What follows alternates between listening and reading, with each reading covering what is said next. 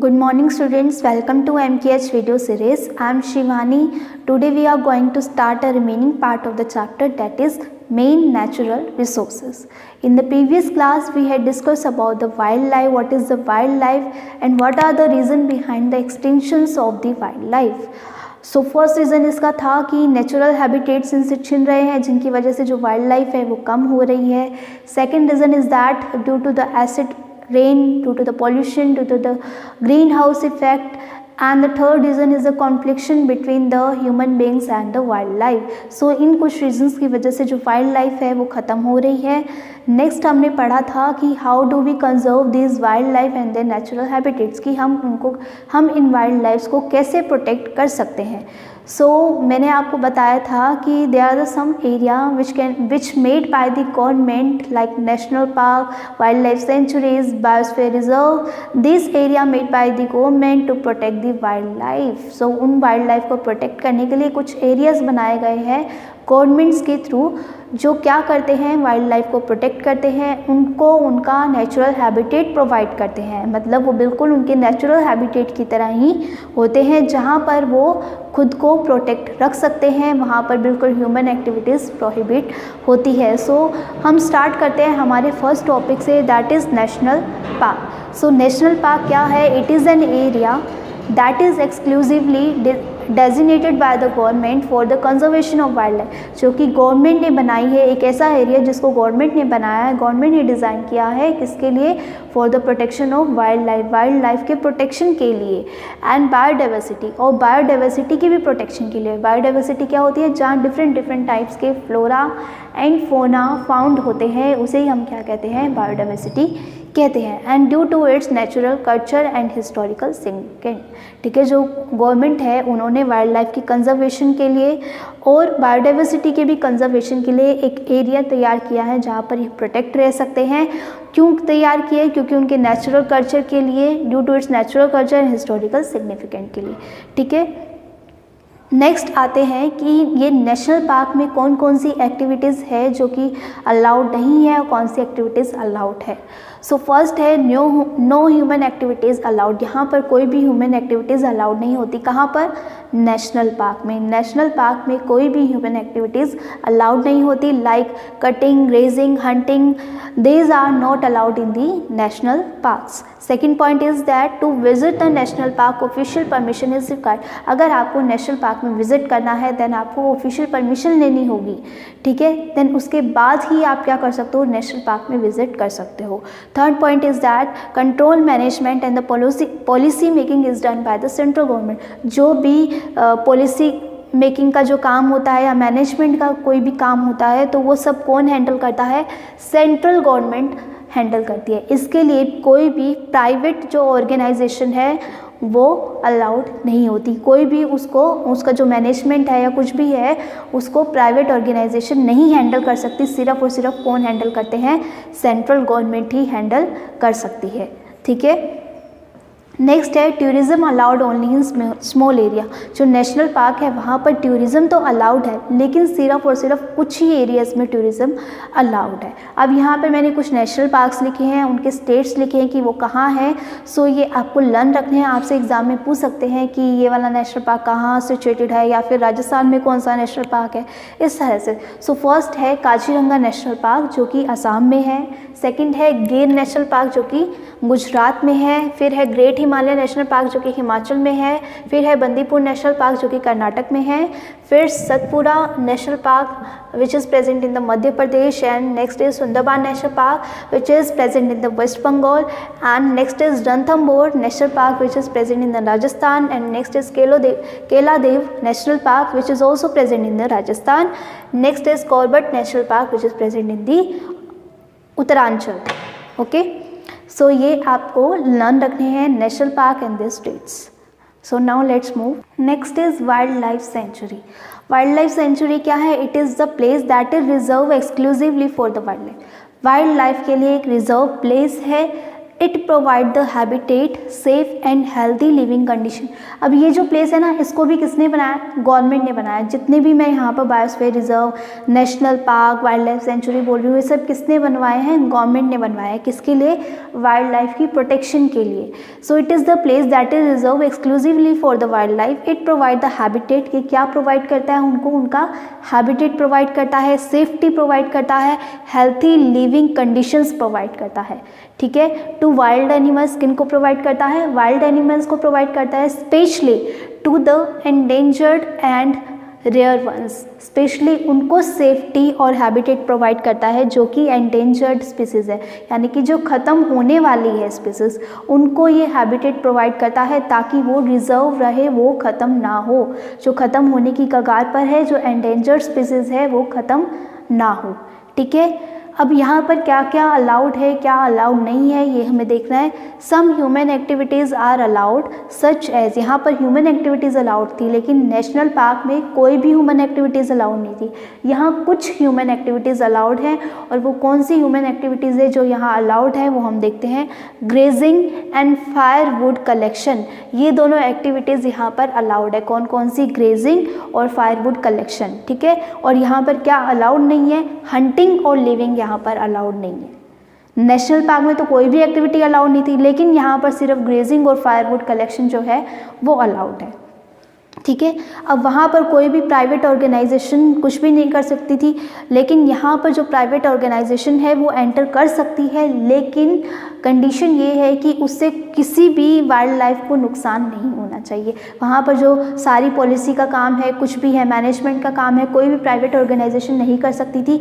यहाँ पर private organisation enter तो कर सकती है, लेकिन किसी भी वाइल्ड लाइफ को कोई भी नुकसान नहीं आना चाहिए, इस शर्त पर वो एंटर कर सकती है। If there activity not adversely affect the wild life. Okay, tourism allowed, यहाँ पर भी टूरिज्म अलाउड है। ठीक है, नेक्स्ट है, अब मैंने यहाँ पर फिर से स्टेट लिखी है, देन उसकी सेंचुरी लिखी है कि इस स्टेट में ये वाली सेंचुरी प्रेजेंट है। सो आंध्र प्रदेश में नागार्जुन सागर जो सेंचुरी है वो प्रेजेंट है।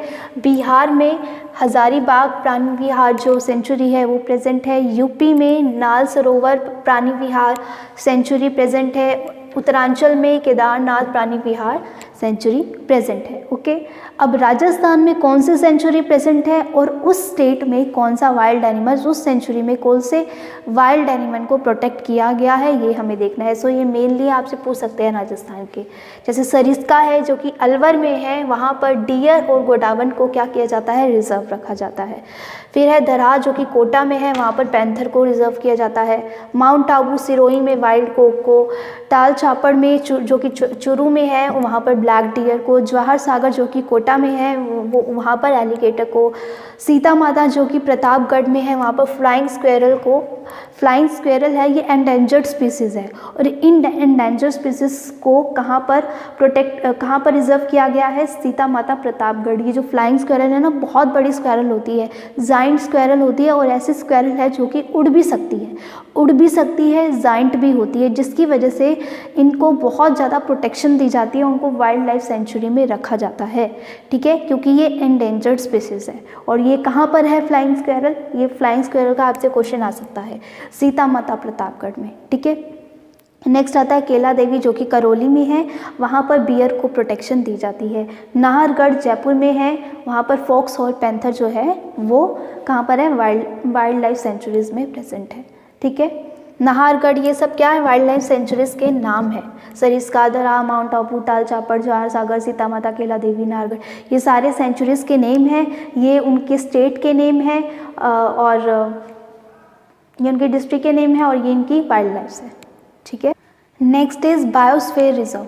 अब ये बायोस्फीयर रिजर्व क्या है? There are large natural area of land that may cover the national park sanctuaries and the areas for the conservation of biodiversity and use for scientific study। मतलब क्या है?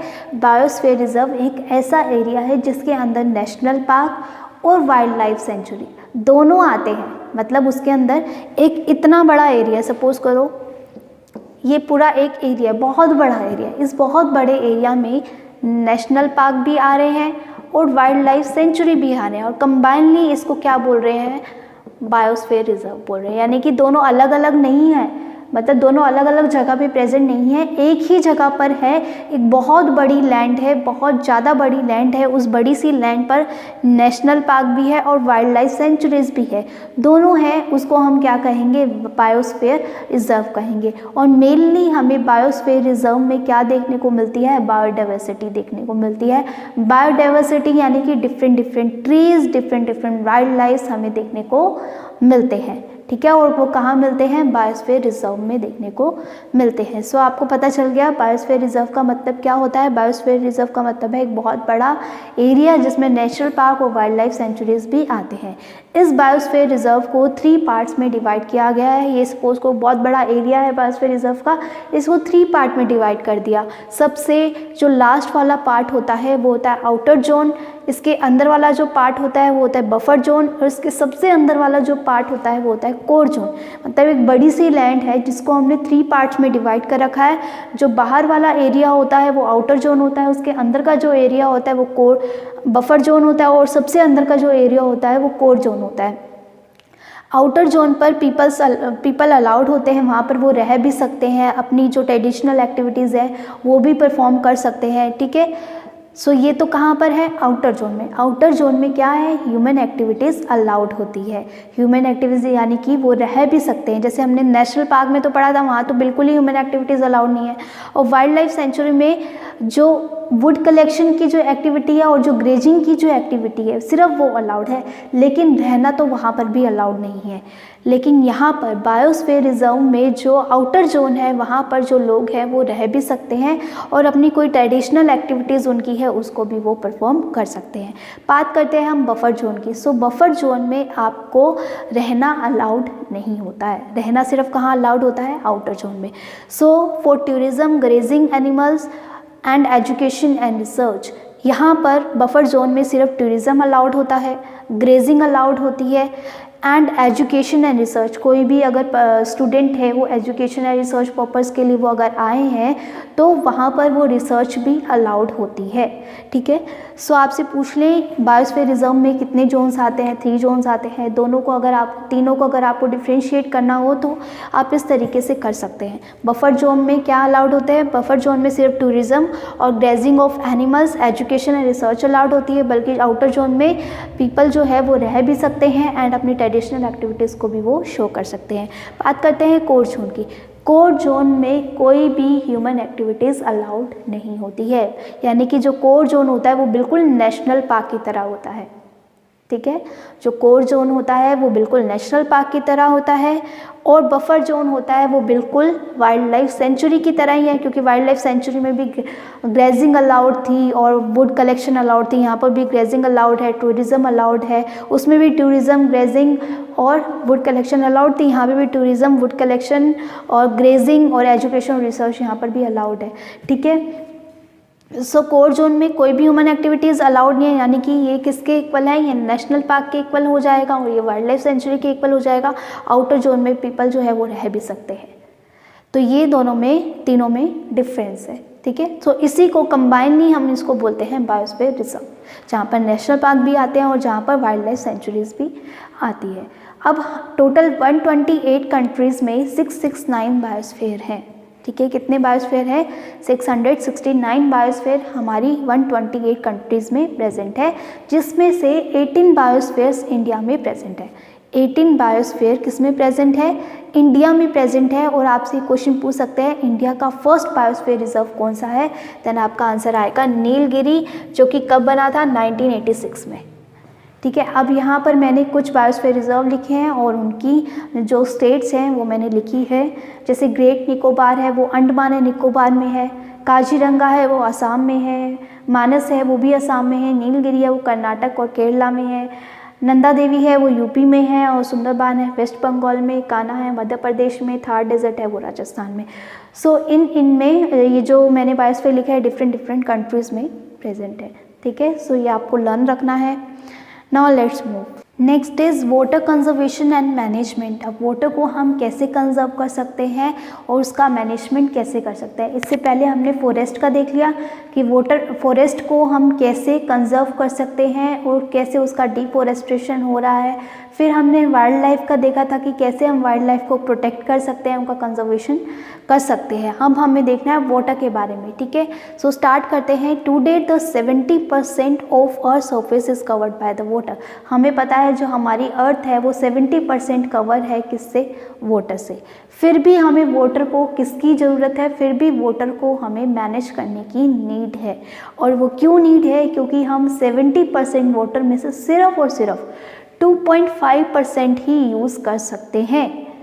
सो but still we need to conserve and manage the water because only 2.5% of total water is usable, जिसमें से हम सिर्फ और सिर्फ 2.5% of water ही हम यूज़ कर सकते हैं। इसीलिए हमें वाटर को कंजर्व करने की नीड है, ठीक है। नेक्स्ट मैंने क्वेश्चन लिखा है, right the 3 important principles of water conservation and management. कि वाटर कंजर्वेशन के और मैनेजमेंट के इम्पॉर्टेंट प्रिंसिपल्स क्या क्या हैं वो हमें बताने हैं। सो फर्स्ट है मेंटेन वाटर अवेलेबिलिटी।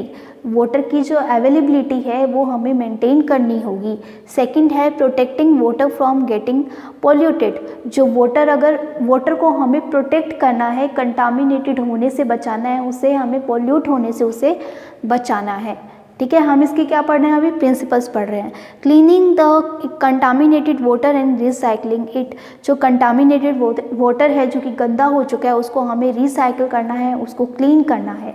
सो जैसे कि कंटामिनेटेड वाटर यानी कि ऐसा वाटर जिसमें से जो बहुत गंदा हो चुका है, जो हमारे अब काम का नहीं रहा, सो उस वाटर को भी हम रिसाइकिल कर सकते हैं। कैसे, उसमें कुछ केमिकल्स वगैरह ऐड करके उसका प्योरीफिकेशन करके, ठीक है। मतलब कि जैसे जो वाटर हमारे घरों में आता है तो कैसे आता है, उसके पीछे बहुत सारे प्रोसेस होते हैं। हम जो वाटर है वो वाटर रिसाइकल होकर हमारे पास आता है। वो कैसे आ रहा है, क्योंकि वो जो वाटर है उसको क्लीनिंग प्रोसेस हो रहा है, उस वाटर का क्लीनिंग प्रोसेस हो रहा है। और वो क्लीनिंग प्रोसेस कैसे होता है, कुछ सर्टेन केमिकल से होता है, क्लोरीनेशन करवा कर होता है। बहुत बड़ी सी उनकी टैंक होता है उस या फिर हम कह दें कि बहुत बड़ी मशीन होती है, जिस मशीन से वो क्या करते हैं, उसको क्लीन करते हैं, ठीक है। पूरा प्रोसेस होता है वाटर को क्लीन करने का।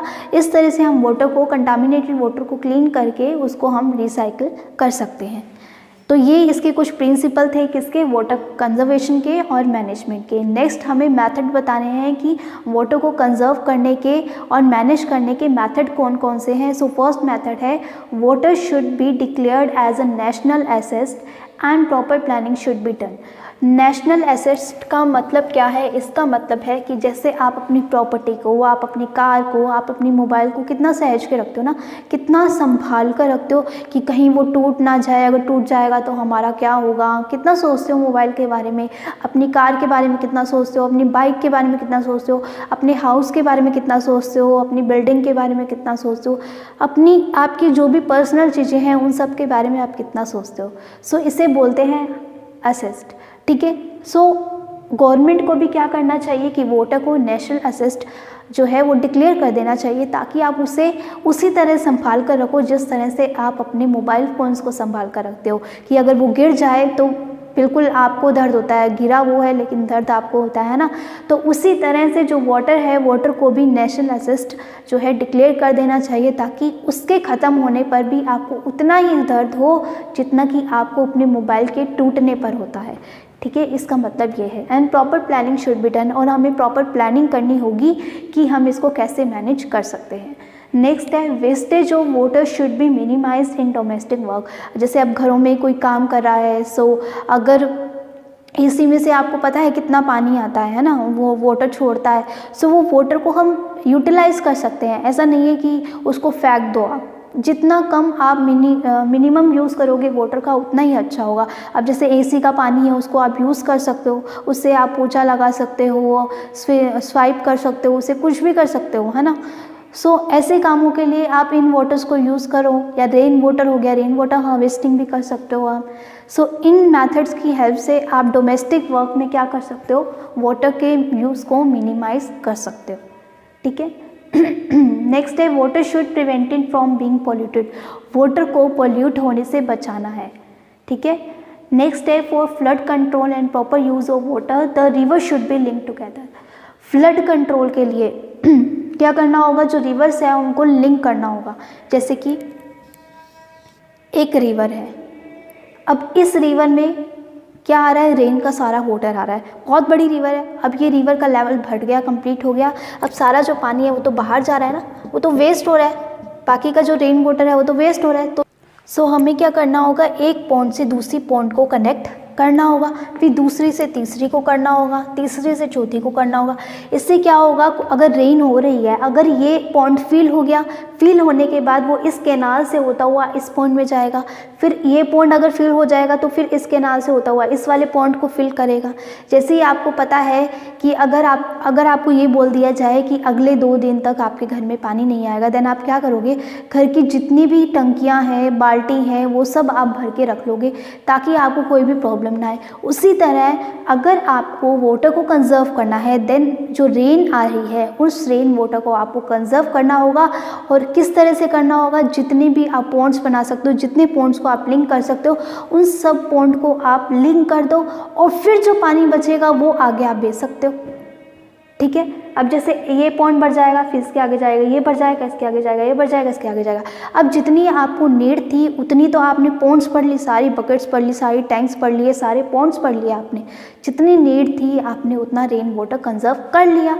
अब जो रेन वाटर बच गया, अब उसको आगे जाने दो, उसको आगे जाने तो हमारा तो काम था, हमारी जो सिटी का काम था वो तो हो गया, हमने तो सारी पॉन्ड्स को क्या कर दिया, फिल कर दिया। अब कहीं भी अगर ड्रोट की कंडीशन आ जाती है देन ये वाटर उनको प्रोवाइड करवा सकते हैं। ये कैनाल्स होती है उनके होम लाइन से कनेक्ट होती है और उनको ये वाटर मिल सकता है। और ऐसा नहीं है कि डायरेक्ट यही पानी इनको देंगे, मैंने बताया था ना मशीन्स लगी रहती है। सो मशीन्स लगी होती है, वो मशीन्स क्या करती है, इस वाटर को क्लीन करती रहती है, क्लीन करके हमारे घरों तक आता है वो पानी। ऐसा नहीं है डायरेक्ट रेन का पानी आ जाए, नहीं, वो बिल्कुल पूरा क्लीन होके आता है, क्लोरीनेशन होता है, उसका फिल्ट्रेशन होता है, सब मेथड्स उसमें अप्लाई होते हैं, उसके बाद हमारे घरों में आता है। तो इस तरह भी हम क्या कर सकते हैं, हम जो रिवर का जो वाटर है उसको कलेक्ट करके वाटर के यूज़ को मिनिमाइज़ कर सकते हैं, मतलब हम वाटर को कंजर्व कर सकते हैं। या फिर हम ऐसा इसलिए भी कर रहे हैं ताकि अगर कोई फ्लड की कंडीशन आने वाली हो, सिचुएशन ऐसे कोई बनती है फ्लड की, तो वो भी ना बने। क्योंकि अगर सपोज़ करो एक ही पॉइंट है और बहुत ज़्यादा रेन ना हो गई है, तो वो जो रेन हो गई है ये तो फिल हो गया, ठीक है, लेकिन जो बाकी का जो रेन वाटर है वो सारा कहाँ जाएगा, लैंड पर जाएगा। और लैंड पर हो सकता है किसकी सिचुएशन आ जाए, फ्लड की सिचुएशन आ जाए, ठीक है। नेक्स्ट है फाउंटेन मेथड और drip method should be employed for the irrigation. Irrigation यानी कि वाटरिंग करना, जैसे कि क्रॉप्स है, सो क्रॉप्स में हमें फाउंटेन मेथड और ड्रिप मेथड यूज़ करना चाहिए इरिगेशन के लिए, ठीक है। क्यों करना चाहिए, क्योंकि अगर हम देखो, एक तो फील्ड में अगर हम डायरेक्ट वाटर दे रहे हैं तो वो जो डायरेक्ट वाटर होता है ना, वो सॉइल उसको एब्जॉर्ब करती है और वो बिल्कुल नीचे तक जाके एब्जॉर्ब हो जाता है, सॉइल के, लैंड के बिल्कुल नीचे जाके एब्जॉर्ब हो जाता है। और वो जो वाटर है वो उन क्रॉप्स को नहीं मिल पाता है, उन क्रॉप्स को जो ज़रूरत होती है वाटर की उनको नहीं मिल पाता है, क्योंकि सारा वाटर तो ज़मीन के नीचे चला गया, सारा वाटर ज़मीन के नीचे चला गया जो आपने डायरेक्ट दिया। लेकिन अगर आप ड्रिप मेथड से दोगे, कुछ इस तरह से ड्रिप लगी रहती है, आपने पार्क वगैरह में भी देखा होगा, इस तरह से ड्रिप लगी रहती है, इन ड्रिप से पानी आता रहता है और ड्रिप ड्रॉप करके वो जो लैंड है उस पर वाटरिंग होती रहती है, इरिगेशन होता रहता है। सो इससे ड्रॉप से दोगे तो वो प्रॉपर क्रॉप उसको क्या कर पाएगी, एब्जॉर्ब कर पाएगी, वो जो सॉइल है वो उसको एब्जॉर्ब कर पाएगी। लेकिन अगर आप डायरेक्ट दोगे ना तो वो बिल्कुल ज़मीन के अंदर चला जाएगा पानी, और वो पानी किसी काम का नहीं आएगा। इस तरह से वो वाटर की वेस्टेज हुई, ना तो वो क्रॉप को यूज़ लगा, ठीक है, और आपके भी वाटर की वेस्टेज हो रही है। सो इससे अच्छा है कि आप फाउंटेन मेथड को या फिर ड्रिप मेथड को यूज़ करो, जिससे कि डायरेक्ट क्रॉप को वो वाटर मिल सके, ठीक है। नेक्स्ट पॉइंट है should collect by rain water harvesting. हम रेन वाटर हार्वेस्टिंग करके भी क्या कर सकते हैं, वाटर को कंजर्व कर सकते हैं। जैसे आजकल तो घरों में भी टैंक बना देते हैं कि ताकि कोई भी अगर रेन हो रही है तो रेन से हम उस टैंक को फिल कर रहे, और फिल करने के बाद अगर हमें ज़रूरत हो तो उस टैंक के थ्रू हम उस वाटर को यूज़ कर सकें, ठीक है। फिर नेक्स्ट है ground water should not be over exploited, जो भी ग्राउंड वाटर है उसको हमें ज़्यादा यूज़ नहीं करना चाहिए। नेक्स्ट है water should B recycle and use again, जो वाटर है उसको हमें रिसाइकल करना चाहिए, देन हमें उसको फिर से यूज़ करना चाहिए। Okay, so this is all about your lecture. In this lecture we have studied about the national park, wild life sanctuaries and biosphere reserve. Biosphere reserve के अंदर नेशनल पार्क और वाइल्ड लाइफ सेंचुरीज दोनों आते हैं। इनके combined areas को हम क्या कहते हैं, बायोस्फीयर रिजर्व कहते हैं। And biosphere reserve is divided into 3 zone, that is outer zone, core zone and buffer zone. इन 3 जोन्स में हमने किसको डिवाइड किया था, हमने डिवाइड किया था बायोस्फीयर रिजर्व्स में। और यहाँ पर कुछ ह्यूमन एक्टिविटीज़ अलाउड होती है, कुछ नहीं होती, और वो कौन सी एक्टिविटीज़ थी, कौन से जोन में अलाउड होती है, कौन से जोन में अलाउड नहीं होती, ये सब हमने डिस्कस कर लिया। ठीक है, फिर उसके बाद हमने देखा था कि कौन सी स्टेट में कौन सी नेशनल पार्क है, कौन सा बायोस्फीयर रिजर्व है, कौन सी सिटीज़ में बायोस्फीयर रिजर्व है, ये सारी हमने स्टडी कर ली थी। और जो फर्स्ट बायोस्फीयर रिजर्व था इंडिया का वो कौन सा था, नीलगिरी था, जो 1986 में बना था।